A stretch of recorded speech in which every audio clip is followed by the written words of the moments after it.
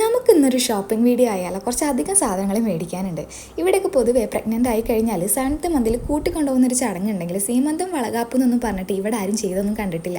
പക്ഷേ ഇപ്പോൾ സീമന്തം വളകാപ്പൊക്കെ ഒരു ട്രെൻഡിങ് ആയതുകൊണ്ട് തന്നെ എനിക്കും എൻ്റെ വീട്ടുകാരോടൊപ്പം ഇത് നടത്താൻ ചെറിയൊരു ആഗ്രഹമൊക്കെ ഉണ്ടായിരുന്നു. അങ്ങനെ 7th മന്ത് സ്റ്റാർട്ടിങ് ആയപ്പോഴായിരുന്നു കംപ്ലീറ്റ് പ്ലാനിങ് ഉണ്ടായിരുന്നത്. കുറച്ചധികം ഓടിയിട്ടാണെങ്കിലും നമ്മൾ സാരിയും ഓർണമെൻറ്റ്സ് ഒക്കെ പെട്ടെന്ന് തന്നെ സെറ്റാക്കി കൂട്ടത്തിൽ മാച്ച് ആയിട്ടുള്ളൊരു ഷർട്ടും ഷിഗ്ലാനും എടുത്തിട്ടുണ്ടായിരുന്നു.